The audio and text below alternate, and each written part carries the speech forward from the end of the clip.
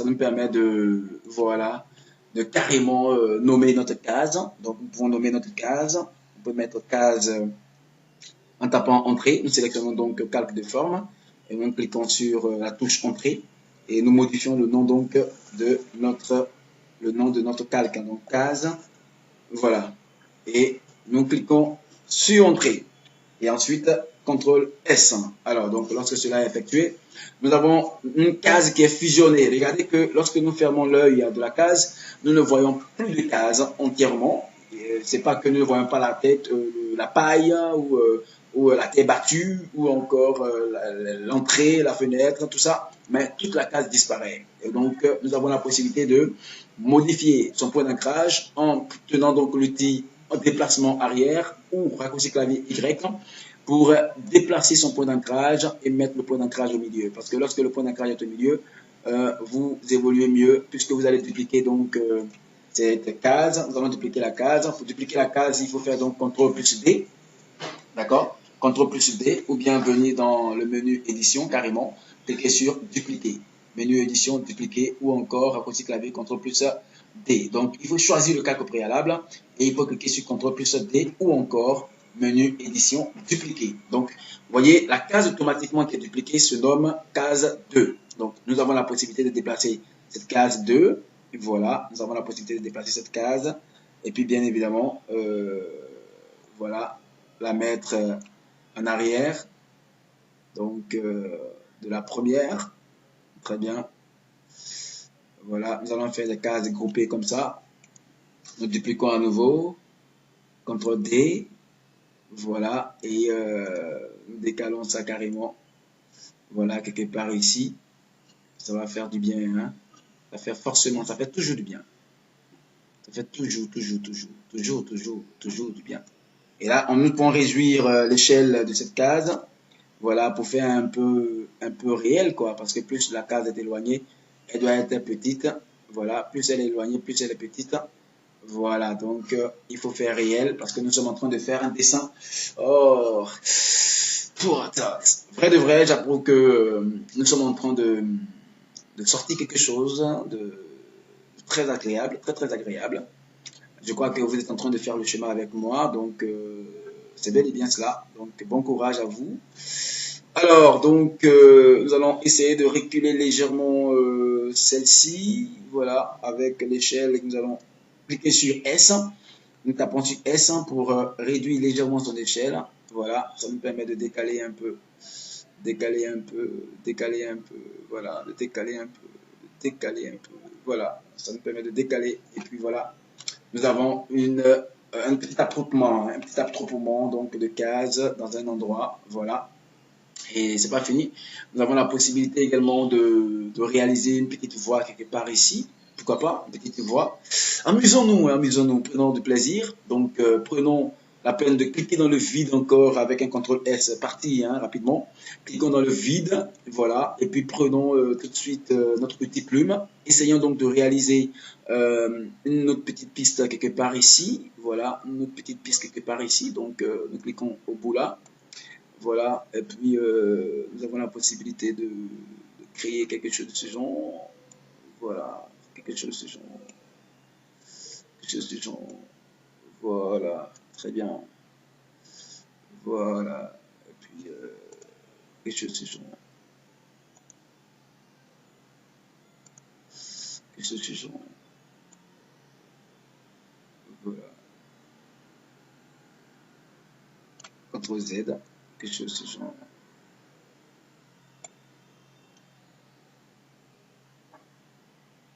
CTRL Z, quelque chose de ce genre.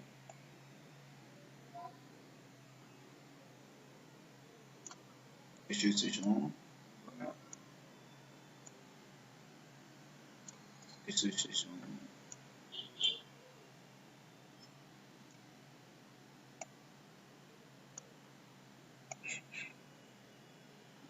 Quelque chose de ce genre.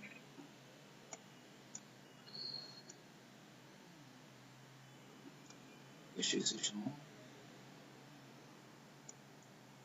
Quelque chose de ce genre. Voilà, donc ça nous permet tout de suite de cliquer ici et puis de prendre la couleur que nous voyons là, de valider. On prend encore le tracé, on prend le type plume, on prend la couleur qui est ici, on valide. Donc voilà, nous cliquons dans le vide, nous sélectionnons l'outil sélection d'abord, nous cliquons ensuite dans le vide. Voilà, donc super, on a notre village qui est en train de se produire. Oh, c'est magnifique, hein. C'est vraiment magnifique, hein. C'est très très magnifique ça. Alors, donc, nous sélectionnons ceci, et puis avec l'outil plume plus, voilà, l'outil plume plus, nous allons cliquer ici pour amincir un peu, voilà, nous allons amincir un peu avec l'outil test, voilà, l'outil sélection, nous allons essayer d'amincir un peu le bout, voilà, amincir un peu le bout, très bien. Voilà, donc ça donne quelque chose de plus agréable. Voilà.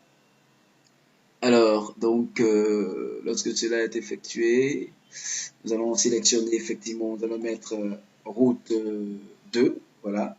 On va mettre taper, on va sélectionner donc, et on va taper sur entrée. On va mettre route 2. Voilà, on va cliquer sur entrée. Et puis, à ce moment-là, nous allons revenir sélectionner sable, voilà, donc sélectionner sable, essayer de monter un peu le dessin, la bordure de sable, nous allons cliquer, prendre l'outil plume plus, nous cliquons automatiquement ici au niveau donc voilà de sable et nous prenons l'outil sélection pour balayer voilà cette sélection, le temps de la faire monter légèrement, voilà, pour que ça ne touche pas notre voie. Voilà, donc limite à notre voie, hein, et puis tac, nous cliquons dans le vide, nous faisons CTRL S, voilà, c'est super, oh c'est super, oh c'est super, notre village est en train de sortir, c'est vraiment super. Alors, donc voilà ce que nous allons faire. Après avoir réalisé la voie, enfin, vous voyez qu'avec l'outil plume, nous sommes capables de faire beaucoup de bonnes choses, très bonnes choses. Donc, le principe de l'outil plume, c'est ça, hein. Il faut donc placer la première clé, et puis bouger, placer la deuxième clé, faire l'arrondi qu'on voudrait, maintenir la souris gauche enfoncée, faire l'arrondi, et puis utiliser le V qui est au bout de notre tracé pour resserrer la barre au fur et à mesure, nous cliquons pour avancer. Donc, lorsque nous l'avons fait, nous allons dupliquer donc toutes ces cases qui sont ici. Nous allons sélectionner les cases, 1, 2, 3. Nous allons faire CTRL D, voilà. Nous sélectionnons ces cases avec la touche CTRL enfoncé. Voilà, je reprends, hein, nous cliquons dans le vide. Nous sélectionnons la première case, nous faisons CTRL enfoncé. Nous cliquons sur la deuxième case, la troisième case, et nous faisons CTRL D pour sélectionner et pour dupliquer toutes les cases. Et puis, tenez-vous bien, nous venons nous mettre sur notre moniteur composition comme ça. Voilà, vous voyez mon curseur. Et nous enfonçons la souris gauche sur la duplication effectuée, groupée. Et nous glissons déplacer, voilà, pour déposer juste de ce côté-ci. Oh, c'est mort, c'est formidable. C'est formidable. C'est formidable.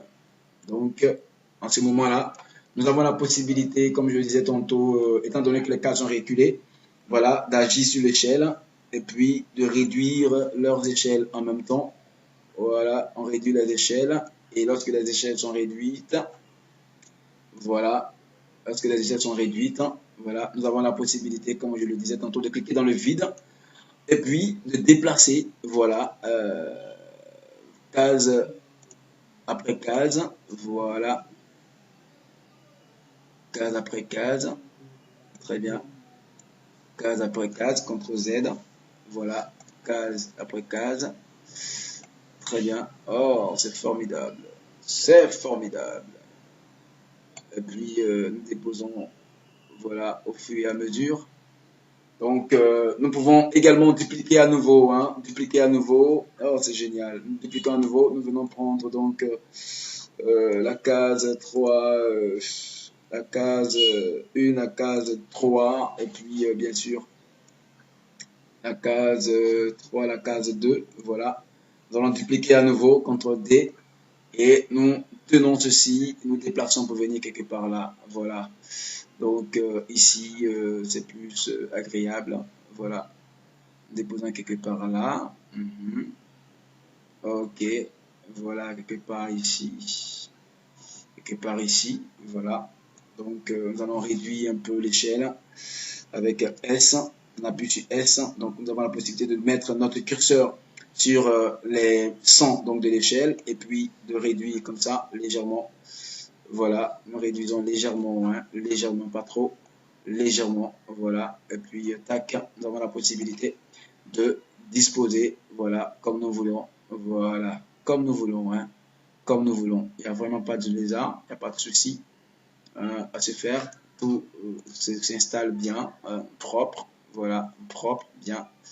Oh, génialissime. Oh, agréable. Donc, voici notre village que nous venons de réaliser. Et puis, bien sûr, dans un village, il y a toujours un gros arbre, non? Ou bien, c'est ce que j'ai dit, hein? Il y a toujours un gros arbre qui apparaît quelque part au fond. Bon, voilà. Essayons de placer le gros arbre. Essayons de placer un gros arbre. Ben bon, ici, par exemple, nous allons placer quelques petites herbes. Donc, n'oubliez pas de faire le CTRL S. Donc, voici le credo. Nous allons prendre la peine d'être rassurés que rien n'est sélectionné. Voilà, tous les cas sont désélectionnés. Et puis, nous plaçons un petit point ici. Nous plaçons un petit point là. Voilà, nous plaçons un petit point ici. Voilà, petit point, petit point, petit point. Voilà, petit point, petit point, petit point, petit point. Voilà, ok. Et puis, on revient fermer ça là. Très bien. Ça, c'est pour parler donc des herbes. Nous prenons l'outil plume. Nous prenons l'herbe ici. Voilà, nous validons. Nous prenons encore. Nous prenons l'outil plume ici par le tracé. Nous validons. Puis tac. Voilà, nous cliquons sur l'outil sélection d'abord. Nous cliquons dans le vide. Voilà, nous avons notre petite herbe quelque part ici. Donc, on va mettre herbe 2. On clique sur calque de forme 1. On tape sur entrée. On met herbe 2. Voilà, on valide. Et puis, on a la possibilité, si nous voulons, de sélectionner herbe 2, d'agrandir son échelle. Voilà.